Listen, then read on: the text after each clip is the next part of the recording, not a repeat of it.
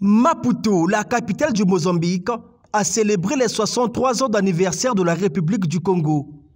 Le 17 août dernier, de manière différée, l'ambassade du Congo organisait une réception pour fêter à sa manière les festivités du 15 août, en présence de Joséphine Mpelo, ministre des Anciens Combattants et représentant du gouvernement de la République du Mozambique. Dans la salle, le corps diplomatique de plus de 20 pays, à l'instar du Nigeria, du Canada, du Malawi, du Maroc et des États-Unis d'Amérique, le secteur privé et la colonie congolaise de Maputo. À cette occasion, l'ambassadeur du Congo a rappelé le socle de la coopération entre Brazzaville et Maputo, le Congo qui non seulement a apporté son soutien quant à l'accession du Mozambique à l'indépendance, mais également est parmi les premiers États à implanter son ambassade à Maputo en 1976. Depuis l'indépendance du Mozambique, les relations empreintes d'une grande fraternité et d'une profonde solidarité ont toujours prévalu entre les leaders des deux nations, notamment les présidents Marien Ngouabi, Samora Machel, Joachim Chissano et aujourd'hui Philippe Petersen-Tonyusi et Denis Sassou Nguesso. Ceci avec pour corollaire le renforcement de la coopération entre les deux pays et la défense de la souveraineté et des intérêts de l'Afrique. Le niveau institutionnel ne reste pas en marge. Effectivement, les consultations politiques sont régulières entre nos deux capitales, renforçant davantage l'axe Brazzaville-Maputo. Participation du Parti congolais du travail en septembre 2022 en tant qu'invité d'honneur au 12e congrès extraordinaire du Frélimo, Front de libération du Mozambique, parti au pouvoir dans ce pays. Constant Serge Bunda s'est également appuyé sur les perspectives pour illustrer la bonne santé diplomatique entre les deux pays. À ce jour, l'engagement conjoint de la République du Congo et de la République du Mozambique est régi par l'accord portant création de la grande commission mixte de coopération entre la République du Congo et la République du Mozambique, signé le 5 avril 1989 à Maputo. En 2022, à travers l'impulsion nouvelle voulue par les deux gouvernements, les deux parties s'attellent à l'organisation prochaine de la très grande commission mixte Congo-Mozambique à Brazzaville. Dans ce cadre, les perspectives sont excellentes, avec la participation active du Congo à la foire internationale de Maputo, FACIM, dès le 28 août prochain, avec une délégation de haut niveau conduite par Madame la ministre des Petites et Moyennes Entreprises et de l'Artisanat. Il s'en suivra le 26 septembre prochain la tenue du premier forum d'affaires entre la République du Congo et la République du Mozambique, qui sera organisé par les chambres de commerce des deux pays. Ce forum se focalisera sur l'importante question de l'énergie, du gaz et des hydrocarbures. L'une des spécificités de la coopération entre la République du Congo et la République du Mozambique concerne le domaine de la gestion durable des écosystèmes forestiers.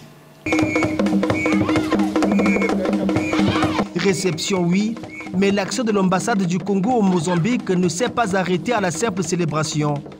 Le jour même de la célébration du 15 août, Constant Serge Bunda et la communauté congolaise de Maputo ont eu des actions de terrain. À l'école primaire complète du 7 septembre située sur l'avenue Marien Ngouabi à Maputo, une opération de planting d'arbres a été initiée en compagnie de Joachim Vicente, secrétaire d'État à la ville de Maputo. Plusieurs arbres à essence fruitière ont été mis sur terre, témoignant ainsi de la volonté de l'ambassadeur du Congo à faire de la vision verte de Denis Sassou Nguesso une réalité à Maputo. Après l'environnement, l'ambassadeur avait un autre rendez-vous avec les élèves. Ici, c'est un don en matériel informatique et didactique qui a été fait à l'établissement et à ses apprenants en présence des parents d'élèves et plusieurs personnalités administratives, dont le secrétaire d'État à la capitale mozambicaine.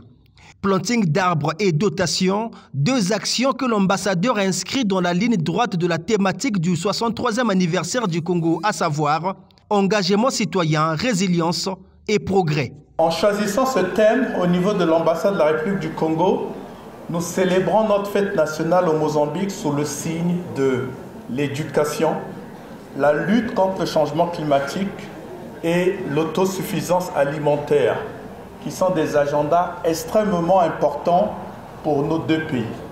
Ce planting des arbres fruitiers envoie aussi un message dans le cadre de l'autosuffisance alimentaire et nous rappelle une vision très chère à mon président, le président Denis Sassou Nguesso, une école, un champ. Et au cœur de l'éducation se trouve bien entendu la jeunesse, une couche à laquelle l'appel à la citoyenneté a été lancé. Jeunes élèves, vous qui appartenez à cette terre glorieuse du Mozambique, Nossa Terra Gloriosa, à ce merveilleux continent, l'Afrique, berceau de l'humanité, soyez conscients des sacrifices de nos leaders pour leur patrie. Soyez dignes et ayez de l'ambition pour votre pays et pour notre continent.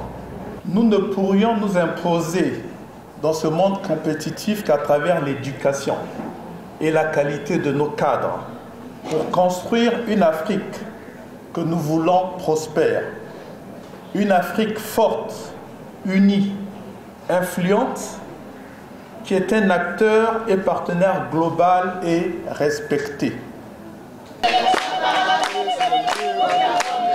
Renforçant son action de la lutte contre la faim, Constant Serge Bunda est allé à la rencontre de l'association agricole Liranzo, deux coopératives de la ceinture maraîchère de Maputo.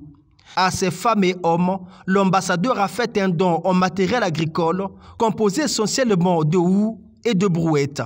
Une action qui vient renforcer la capacité productive de ces maraîchers dont le fruit du travail a été exposé et visité par les délégations congolaises et mozambicaines.